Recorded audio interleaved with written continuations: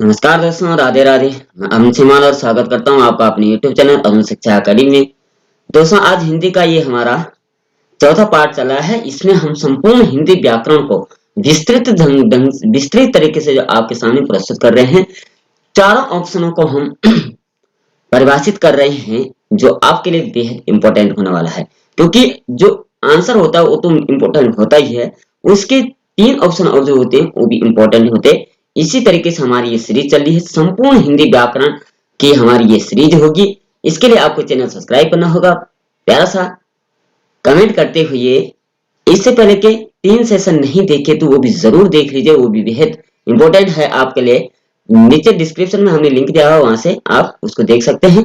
और व्हाट्सएप का लिंक भी दिया हुआ है, टेलीग्राम का लिंक दिया हुआ है, वहां से भी आप हमारे साथ जुड़ सकते हैं। चलिए वीडियो स्टार्ट करते हैं। अपने दोस्तों के साथ शेयर करते हुए चैनल को सब्सक्राइब जरूर करें। आज का जो पहला क्वेश्चन होगा वह है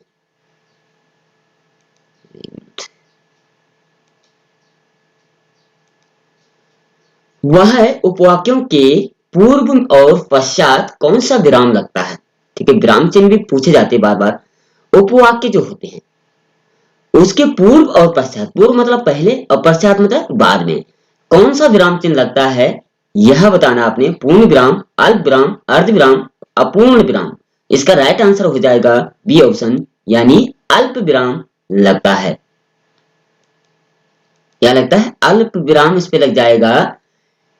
अगर उसकी बात करें तो व्याख्या करें तो एक ही वाक्य में कई प्रश्नवाचक उपवाक्य हो सकते हैं और सभी एक ही प्रधान उपवाक्य पर आश्रित हों।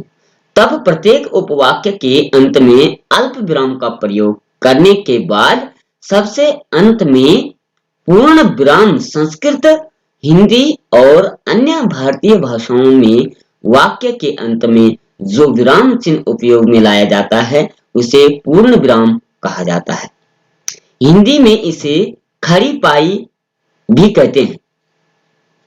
देवनागरी लिपि में इसके लिए चिन्ह का प्रयोग होता है। कुछ लोग एवं प्रकाशन इसके स्थान पर रोमन फुल स्टॉप का भी प्रयोग करते हैं।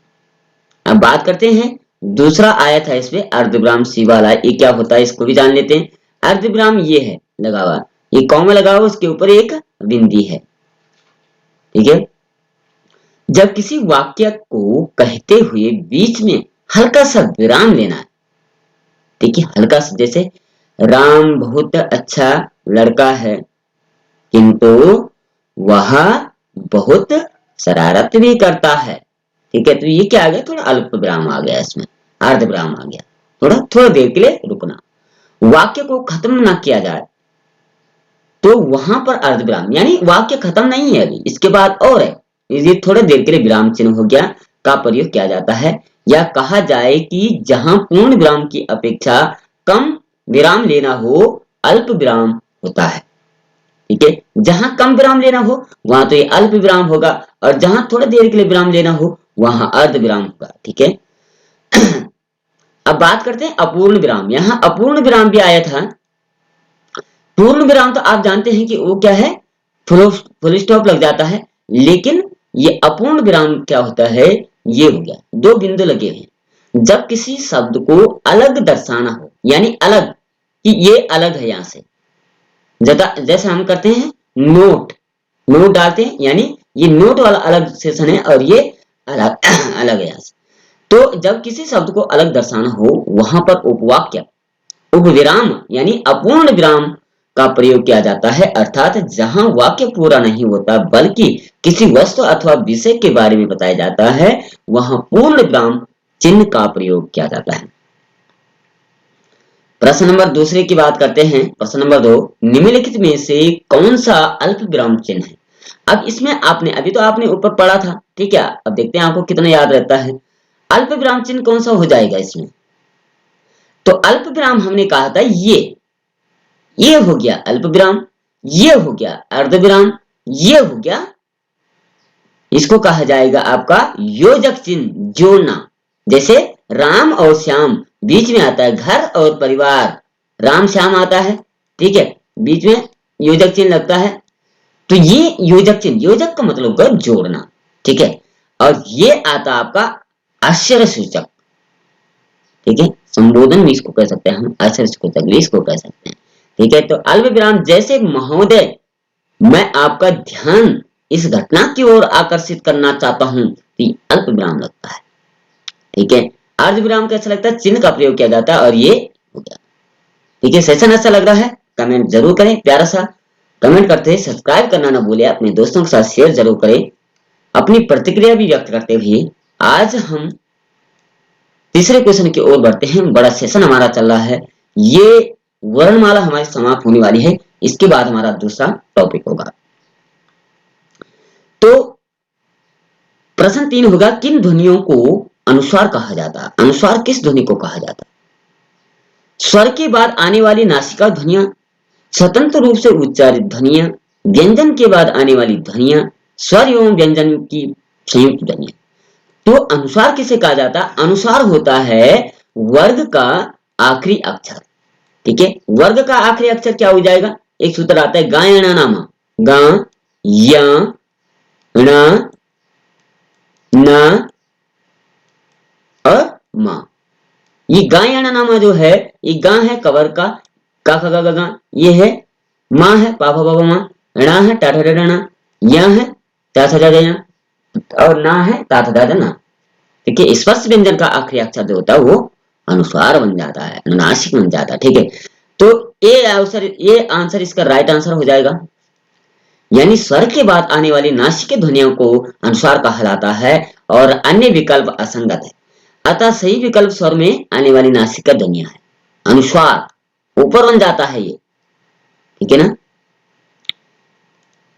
तो दूसरा बी ऑप्शन इसका था स्वतंत्र रूप से उच्चारित ध्वनियां। स्वतंत्र रूप से उच्चारित ध्वनियां क्या कहलाती है? तो स्वतंत्र रूप से बोलने जाने वाले वर्ण स्वर कहलाते हैं, जो स्वतंत्रता से बोले जाते हैं। हिंदी भाषा में मूल स्वर जो है वो 11 होते हैं। 11 स्वर किस प्रकार से? आ ई उ ए आई, री ए आई ओ, ठीक है। और सी ऑप्शन आ जाता है व्यंजन के बाद आने वाली ध्वनियां। तो व्यंजन के बाद आने वाली ध्वनियां इसे इन्हें अयोग्यवाह भी कहते हैं, ठीक है ना। और संयुक्त स्वर किसे कहा जाता है? अयोग्यवाह कौन सा होता है? अयोग्यवाह होता है अंग और आ। अयोग्यवाह का मतलब है जो न स्वर में आते हैं ना व्यंजन में गिने जाते हैं। संयुक्त स्वर भी आते हैं, अर्थात तो वे दीर्घ स्वर जो अलग अलग स्वरों से मिलकर के बने, ठीक है। अलग अलग कैसे बने? आ धन ई को मिला करके ए बना हुआ है, आ और ई को मिला करके ई बना हुआ है, ठीक है। उसी प्रकार से आ और ओ को मिला करके ओ बना हुआ है। और ये जो बना हुआ है ए जो बना हुआ है, आ प्लस ए को मिलकर के ए, और आ प्लस ओ को मिलकर के ओ बना हुआ है। तो ये संयुक्त स्वर आते हैं, ठीक है, नीचे दिया हुआ है आवरी को ये दिया। अब संयुक्त व्यंजन की बात करते हैं। दो या दो से अधिक व्यंजनों के निर्मित से होने वाले व्यंजनों को भी एक वर्ग में, जिन्हें संयुक्त व्यंजन कहा जाता है। हिंदी वर्णमाला में 4 संयुक्त व्यंजन होते हैं, अक्षर, त्र, ज्ञ और स्रा। स्रा को मिश्रित व्यंजन भी कहा जाता है, ठीक है। तो अक्षर किससे बना हुआ है? का और सा को मिला करके अक्षर बना हुआ है। त्रा, ता और अ, ये प्रश्न भी पूछे जाते हैं बार बार। त्रा किससे बना हुआ है? अक्षर किससे बना हुआ है? ज्ञ किससे बना हुआ है? स्रा किससे बना? सा और रा को मिलकर के स्रा, जा और या को मिलकर के ज्ञ बना हुआ है, ठीक है। यानी संपूर्ण व्याकरण जो हमको आपको विस्तृत रूप से बताने वाले हैं, क्योंकि हम केवल प्रश्नों पर चर्चा नहीं करेंगे, वो औपचारिकता पूर्ण नहीं करेंगे, बल्कि आपको डीपली नॉलेज, जो बेसिक नॉलेज जो है व्याकरण की, उसको आपको देने वाले हैं। प्रश्न नंबर 5 की बात करते हैं। निम्नलिखित में से कौन सा शब्द अमात्रिक, अमात्रिक शब्द भी आता है? नचना, डाकघर, चटपट, कोलाहल। अमात्रिक शब्द, अमात्रिक का मतलब आ मतलब नहीं है, मात्रा जिसमें वो अमात्रिक हो जाएगा। जैसे नचना में तो आ की मात्रा है, डाकघर में भी आ की मात्रा है, चटपट में कोई मात्रा नहीं है, कोलाहल में ओ की मात्रा, आ की मात्रा है। तो अमात्रिक शब्द का मतलब होता है जिसमें कोई मात्रा नहीं होती, अर्थात चटपट यहाँ पर 2 अक्षर, 3 अक्षर, 4 अक्षर, 5 अक्षर से अमात्रिक शब्द होते हैं। यही छोटी कक्षाओं के लिए विद्यार्थियों के लिए महत्वपूर्ण होता है। जैसे उनको लिखाते हैं चटपट, घर चल, नल पर, तो उनको ऐसी ऐसी मात्राओं से उनको मात्राओं का ज्ञान कराया जाता है और उनको शब्द सिखाए जाते हैं। ठीक है, तो ये भी पूछा जाता है। हमारे लिए तो ये बड़ी बात हो जाती है, क्योंकि अमात्रिक कई बार क्या होता है कि हम सोचते हैं ये अमात्रिक क्या हुआ, ऐसे न जाने कौन कितने शब्द है जो हमें हमें आते हैं लेकिन हमें उसका अर्थ मालूम नहीं होता कि क्या होता है। ठीक है, प्रश्न नंबर 6 की बात करते हैं। निम्न में से किसका चिन्ह शून्य होता है? ठीक है, क्या कहा, किसका चिन्ह शून्य होता है? हंस हंस पद का, लाघव का, साम्यवादी का निर्देशक है। ये प्रश्न भी पूछा जाता है बार बार, लेकिन हमें पता होता है लेकिन हमें वो ध्यान में नहीं आता कि इसे कहते क्या। तो जिसका चिन्ह शून्य होता है उसे कहते हैं लाघव। लाघव कहते हैं यानी किसी बड़े तथा प्रसिद्ध तथा किसी बड़े तथा प्रसिद्ध शब्द को संक्षेप में लिखने के लिए उस शब्द का पहला अक्षर लिखकर उसके बाद शून्य लगाया जाता है। यानी जैसे हम लिखते हैं डॉक्टर, बड़ा शब्द है डॉक्टर, डॉक्टर नहीं लिखेंगे पूरा, इसके आगे हम हल्का सा ए लगा देते हैं। तो ये हो गया, बड़े शब्द के आगे शून्य लगा देते हैं, यह शून्य ही लाघव चिन्ह कहलाता है। ठीक है, याद रहेगा लाघव चिन्ह किसे कहते हैं, यानी बड़ा शब्द के आगे जो शून्य लगाया जाता है उसे लाघव शब्द कहते हैं। अब हंस पद क्या होता है? नंबर ए में देर का हंस पद, हंस पद का ये चिन्ह होता है, हंस पद ये वाला चिन्ह होता है, यानी त्रुटि बोधक या चिन्ह भी इसको कहा जाता है। जब किसी वाक्य अथवा वाक्यांश में कोई शब्द अथवा अक्षर लिखने में छूट जाता है तो उसे हंस पद कहते हैं।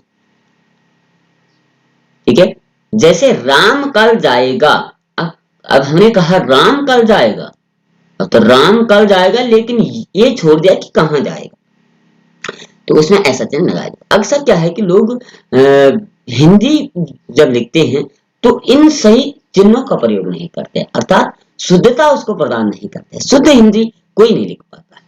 तो हम सीधा लिख देते राम कल जाएगा, अब पूछने वाला कहता है कि क्या छोड़ा हमने यहाँ पे छोड़ा हमने कि कहाँ जाएगा, वो नहीं लिखा। ठीक है, स्थान का नाम नहीं लिखा, अर्थात उसके लिए ऐसे लगाना था। तो सी नंबर पे है साम्यवादी। निर्देशक चिन्ह, निर्देशक चिन्ह इसको कहा जाता है, इसका प्रयोग ऐसा किया जाता है निर्देश के लिए का प्रयोग विषय विवाद संबंधी प्रत्येक शीर्षक के आगे उदाहरण, साम्यवादी नहीं है ये, डी और डी वाला हम बता रहे हैं आपको कि उदाहरण के पश्चात कथोपकथन में नाम किया जाता है, इसे रेखा चिन्ह भी कहते हैं, इसके नाम से जाना जाता है। उदाहरण जैसे अनार, हमने लिखा जैसे, उसके आगे डैश लगा देते हैं, अनार, आम आदि हो जाएगा। ठीक है, अब बात करते हैं प्रश्न नंबर 7 की। माननीय श्री कामता प्रसाद ने विराम चिन्हों की संख्या कितनी बताई है? यानी विराम चिन्ह अब हम आपको बताने वाले हैं, आपने आज तक नहीं पढ़े होंगे, लेकिन इन विराम चिन्हों को भी स्मरण कीजिए, याद कीजिए। कई बार प्रश्न आता है कि बताइए ये कौन सा चिन्ह है, तो इसको भी आपको जरूर देखना है। कामता प्रसाद जी ने 20 चिन्हों का प्रयोग किया है, वो 20 चिन्ह कौन से आए देखते हैं। इससे पहले चैनल पर नहीं है, चैनल सब्सक्राइब जरूर करें और प्यारा कमेंट जरूर करें। तो उत्तर की बात करते हैं, सी ऑप्शन इसका सही था। विराम चिन्ह प्रकार जो है 20 प्रकार के विराम चिन्ह हिंदी में विद्वान कामता प्रसाद गुरु के अनुसार रखे गए हैं। चलिए जानते हैं, पहला होता है पूर्ण विराम, यानी पूर्ण लग जाता है कि इसके आगे कुछ नहीं है। अर्ध विराम का मतलब होता है कि इसके आगे थोड़ा है, थोड़ी देर के लिए रुकना। अल्प विराम का मतलब हो गया थोड़ा रुक जाना, कम समय के लिए रुकना। प्रश्नवाचक, प्रश्न लगना, कब, क्यों, कैसे, कहां। विस्मयवाचक, आश्चर्य चिन्ह, ये आश्चर्य चिन्ह लग जाता है, अरे वो हे। निर्देशक, संयोजक चिन्ह, निर्देश देना। अवतरण चिन्ह, उद्धरण चिन्ह, ये अवतरण है। ठीक है, ये मतलब विशेष पहचान कराना कि यहाँ ये जो टॉपिक है ये विशेष है। ठीक है, इसके बीच में जो है इसको हेडिंग कर दे रहे, हेडलाइन कर देते हैं इसको। ठीक है, योजक चिन्ह, जोड़ना, दो शब्द एक ही जैसे। विवरण चिन्ह, विवरण देना, ये विवरण दिया जाता है। ठीक है, कोष्टक। लाघव चिन्ह, बड़े शब्द को संक्षेप में लिखना, शॉर्ट, उसके आगे जीरो लगाना। हंस पद, त्रुटिबोधक चिन्ह, हंस पद यानी कोई चीज छूट जाती है लिखना, कोई शब्द तो उसके लिए हंसबोधक हंस पद का किया जाता है। समता मूलक तुल्यता, इसको तुलना करना, ठीक है, समान करना। दीर्घ उच्चारण चिन्ह, दीर्घ उच्चारण कर देते हैं, ठीक है। अल्प विराम, अल्प विराम, अपूर्ण विराम, इसको अल्प विराम में थोड़ी देर के लिए रुकना। लोप चिन्ह, लोप यानी जैसे हम कहते हैं आदि, आदि की जगह कई बार डॉट डॉट का प्रयोग भी करते हैं, यानी इसके बाद भी है लेकिन लिखा है। पुनरुक्ति सूचक, ठीक है, पुनरुक्ति सूचक होता है। टीका संचोक, टीका भी होता है। पाद बिंदु, ये भी कहा जाता है। तो कुल मिलाकर के 20 चिन्हों का प्रयोग क्या है, इसको भी आप देख लीजिए, स्क्रीनशॉट लेना आप ले सकते हैं, ठीक है। चलिए आगे चलते हैं। प्रश्न नंबर 8 की बात करते हैं। हिंदी शब्द कोश के अनुसार संतान, सकल, सचल, सक्षम शब्दों का सही क्रम क्या हो जाएगा? इसमें डी ऑप्शन आ जाएगा। सबसे पहले आता है सचल, सक्षम, संतान और सकल, ठीक है। तो ये क्या हो गया, सचल में चलने वाला, सक्षम बनना, संतान संतान प्राप्ति होना, और सकल इसको मनोरथ सिद्ध हो जाना, ठीक है। प्रश्न नंबर 9 की बात करते हैं। विस्मयादि बोधक चिन्ह का प्रयोग कहाँ किया जाता है? अभी हमने ऊपर बात की थी विस्मयादि बोधक चिन्ह का।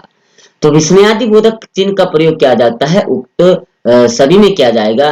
विषाद, विस्मय, घृणा में, आह्लाद सूचक शब्दों के अंत में, सादर बड़ों के संबोधन में, ठीक है। विस्मयादि बोधक चिन्ह जो है ये सभी में, घृणा, जहाँ घृणा होती है, आश्चर्यचकित, अरे हे भगवान ये क्या हो गया, अरे उस व्यक्ति के साथ सही नहीं हुआ, घृणा करना, ची ची ची जैसे कहते हैं, तो हे राम हे राम।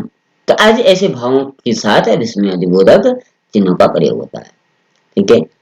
प्रश्न नंबर 10 की बात करते हैं। स्वरों की सहायता से उच्चारित वर्ण को क्या कहा जाता है? तो स्वरों की सहायता से जो बोले जाते हैं उसे व्यंजन कहा जाता है। यानी व्यंजन वर्ण 33 होते हैं और 33 व्यंजन वर्णों को 3 भागों में बांटा गया है। 25 स्पर्श व्यंजन होते हैं, 4 अंतस्थ व्यंजन होते हैं और 4 जो है वो ऊष्म व्यंजन होते हैं। तो स्वरों की सहायता से व्यंजन जो है जिन वर्णों को बोलने में स्वरों की सहायता लेनी पड़ती है उसे व्यंजन वर्ण कहते हैं। दूसरे शब्दों में व्यंजन उन वर्णों को कहते हैं जिनके उच्चारण में स्वर वर्णों की सहायता ली जाती है, ठीक है, का खा गा गा ग आदि वगैरह।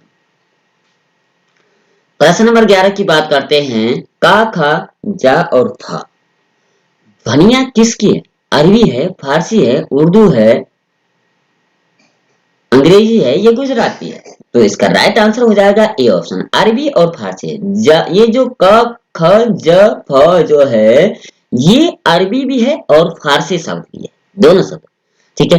तो कहने का मतलब क्या है कि हिंदी के का खा जो है, का खा और गा उच्चारण जिस स्थान पर कंठ से होता है, का खा अकोह विसर्जन नाम कंठ सूत्र आता है, यानी दोनों आ और कवर का उच्चारण स्थान कंठ होता है। उसके नीचे गले से अरबी में इन ध्वनियों का उच्चारण होता है। इनका मूल उच्चारण दिखाने के लिए क ख ग घ के नीचे नुक्ता लगाया जाता है। नुक्ता का मतलब हो गया का के नीचे छोटी सी बिंदी लगाई जाती है, ये इसको नुक्ता कहा जाता है, ठीक है। रू में अरबी की ये ध्वनियां लिखी जाने लगी है। जा फा फारसी ध्वनियां है। इस जा और फा के नीचे भी क्या होता है, नुक्ता लगा होता है। नुक्ता का मतलब होता है छोटी सी बिंदी लगी होती है। ये संघर्षित ध्वनियां भी है। अंग्रेजी भाषा में कितने वर्ण हो और ध्वनियां होती है? अंग्रेजी भाषा में 26 वर्ण होते हैं, ठीक है। अंग्रेजी सी वाला बात करते हैं तो अंग्रेजी में 26 वर्ण होते हैं। उनमें से 5 ध्वनियां होती है, ए ई आई ओ यू, ठीक है, जिसे वेवेल्स कहते हैं। क्या आपके समय में सामने उपयुक्त था? भारत में कितनी भाषाएं, ठीक है। अब बात करते हैं प्रश्न नंबर 12 की। वर्णमाला किसे कहते हैं? दो मालाओं को या वर्गों के विविध रूप को, वर्णों के व्यवस्थित समूह को। तो इसका राइट आंसर हो जाएगा सी ऑप्शन, वर्णों के व्यवस्थित समूह को वर्णमाला कहा जाता है, ठीक है। 2 प्रकार के वर्ण होते हैं, स्वर और व्यंजन। बात करते हैं प्रश्न नंबर 13 की। प्रश्न नंबर 13 की बात करते हैं। इनमें से ओ का उच्चारण स्थान कौन सा हो जाएगा? कल से हम पढ़ते आ रहे हैं ओ का उच्चारण स्थान हमने पढ़ा था। तो कंठ, ओष्ठ, दंत ओष्ठ, मूर्धा, तालु।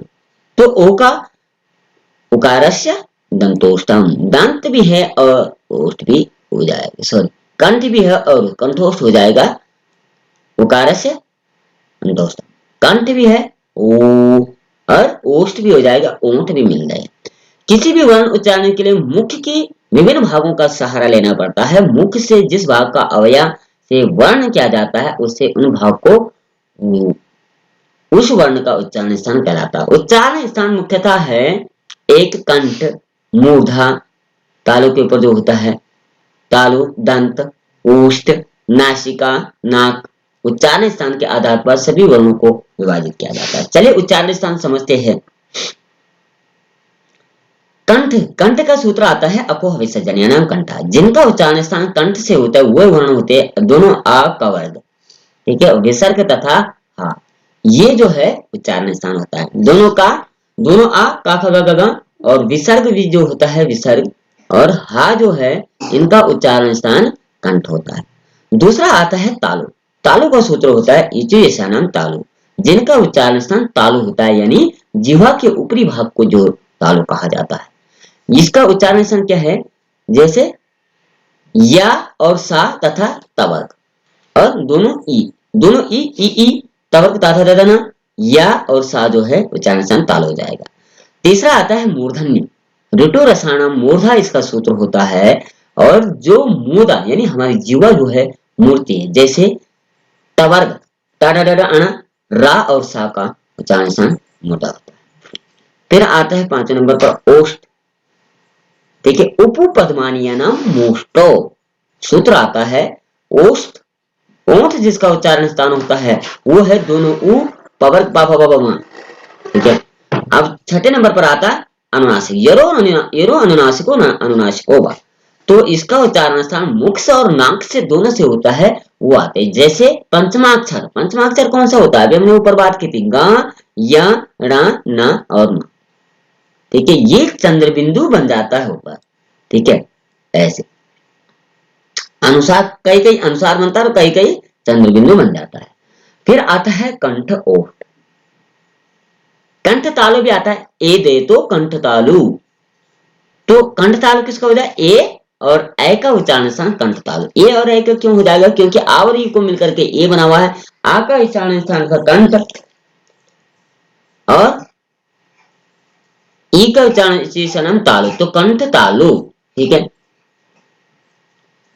8वें नंबर पर आता है कंठोष्ठ, ओदो तो कंठोष्ठम। ओ और ओ का उच्चारण स्थान कंठोष्ठ होता है। लास्ट में आता है 9वें नंबर पर दंतोष्ठम, वकारस्य दंतोष्ठम। वा का उच्चारण स्थान एक ऐसा ही एक ही वर्ण ऐसा जिसका दंत विरोष्ट भी होता है, ठीक है। आगे बढ़ते हैं। सेशन अच्छा लग रहा है चैनल सब्सक्राइब जरूर करें, प्यारा कमेंट करते हुए अपने दोस्तों के साथ शेयर करते हुए कैसा लग रहा है ये प्रतिक्रिया जरूर व्यक्त करें। प्रश्न नंबर 15 की बात करते हैं। निम्नलिखित वाक्यों में से जिस शब्द के द्वितीय व्यंजन होते हैं, द्वितीय व्यंजन किसको कहते हैं, काशी, प्रयाग, दिल्ली, जहां एक ही शब्द में दो वर्ण व्यंजन वर्ण आए हैं, एक ही शब्द में दो व्यंजन वर्ण आए हैं उसको द्वितीय व्यंजन कहते हैं, ठीक है। सी, जब दो समान व्यंजन वर्ण एक साथ हो तो उनमें हलंत हो तो व्यंजन कहते हैं, जैसे दिल्ली, रस्सी, खट्टा, मिठा, ठीक है, आदि वगैरह। यानी दो समान व्यंजन जो है एक साथ चल रहे हैं और उसमें हलंत है, एक दूसरे से मिला हुआ है, तो समझो द्वितीय व्यंजन कहलाते हैं। प्रश्न नंबर 16 की बात करते हैं। ये भी बहुत इंपॉर्टेंट है, कल भी हमने इस पे बात की थी, आगे भी बात की थी। तो महाप्राण ध्वनियां व्यंजन वर्ग में किससे संबंधित है, अल्पप्राण और महाप्राण होता है, दो होते हैं, अघोष सघोष जैसे होते हैं, अल्पप्राण महाप्राण होते हैं। स्पर्श व्यंजन की हम बात करते हैं 25 होते हैं, वो 25 व्यंजन जो है अघोष में भी बांटे गए हैं और सघोष में भी बांटे गए हैं और अल्पप्राण और महाप्राण में भी बांटे गए हैं।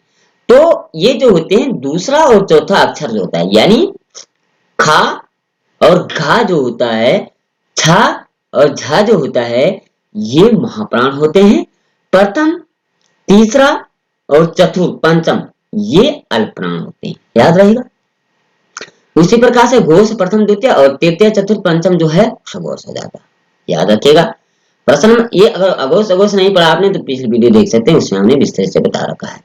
प्रश्न नंबर 17 की बात करते हैं। जिस वर्ण के उच्चारण में तिगुना समय लगे उसे क्या कहा जाता है, यानी जिन वर्णों के उच्चारण में 3 गुना अधिक समय लगता है उसे क्या कहते हैं। तो हमने कहा था स्वर जो है, स्वर को 3 भागों में बांटा गया है, ह्रस्व, दीर्घ, प्लुत। ये ह्रस्व, लघु को ह्रस्व कहा जाता है, दीर्घ और प्लुत। तो इसका राइट आंसर हो जाएगा सी ऑप्शन, यानी जिस स्वर के उच्चारण में 3 गुना अधिक समय लगता है उसको प्लुत स्वर कहते हैं। जैसे ये आ होता है, जैसे हम कहते हैं ओम, तो कैसे बोलते हैं इसको? इसको बोलते हैं ओम। इसको बहुत लंबा बोलते हैं, यानी 3 गुना अधिक समय लग रहा है। और दीर्घ स्वर कौन सा होता है? जिसमें ह्रस्व स्वर से दुगुना समय लगता है, उसको दीर्घ स्वर कहते हैं। जैसे आ, ई, उ, ए, आई, उ, औ। और ह्रस्व स्वर क्या होता है? जिसमें कम समय लगता है, अ, ई, उ, ए, आई। ठीक है, तो कुल मिलाकर के ये इसका सही आंसर। बात करते हैं प्रश्न नंबर 18 की। पंचमाक्षर किसे कहते हैं? पंचमाक्षर का मतलब होता है जिसमें जो 5वां अक्षर होता है। ठीक है, अभी हमने ऊपर भी बात की थी, वर्ग का 5वां अक्षर ये है कवर्ग, चवर्ग, टवर्ग और पवर्ग। टवर्ग नहीं दिया इसमें, तो ये 5 गा, या, ना, नामा, इसे यहाँ नहीं दिया इसमें। ठीक है, या, ना, नामा, इसका तो नाम हो जाएगा गा, या, ना, नामा। तो इसका राइट आंसर क्या हो जाएगा? सी ऑप्शन, गा, या, ना, नामा, ये सही हो जाएगा इसका। ठीक है, राइट आंसर सी ऑप्शन इसका हो जाएगा, गा, या, ना, ना। ठीक है, तो कुल मिलाकर के आज हमने ये बेहद इंपॉर्टेंट टॉपिक पे बात की थी। दूसरा भाग हमारे था इसका। आज चौथा सेशन हमारा हिंदी व्याकरण का चल रहा है। कल हम दूसरा टॉपिक लाने वाले हैं, वो भी आपके लिए बेहद खास होने वाला है और बार बार उससे परीक्षाओं में पूछा जाता है। कल शाम 7 बजे उसको देखना ना भूलें। अभी भी चैनल पर नहीं, चैनल सब्सक्राइब करें, प्यारा सा कमेंट करते हैं। व्हाट्सएप ग्रुप से जुड़े, नीचे लिंक दिया हुआ है। आप पिछली वीडियो देखें, नीचे लिंक दिया हुआ है। तो कल फिर मिलते हैं, तब तक के लिए जय श्री कृष्णा, राधे राधे।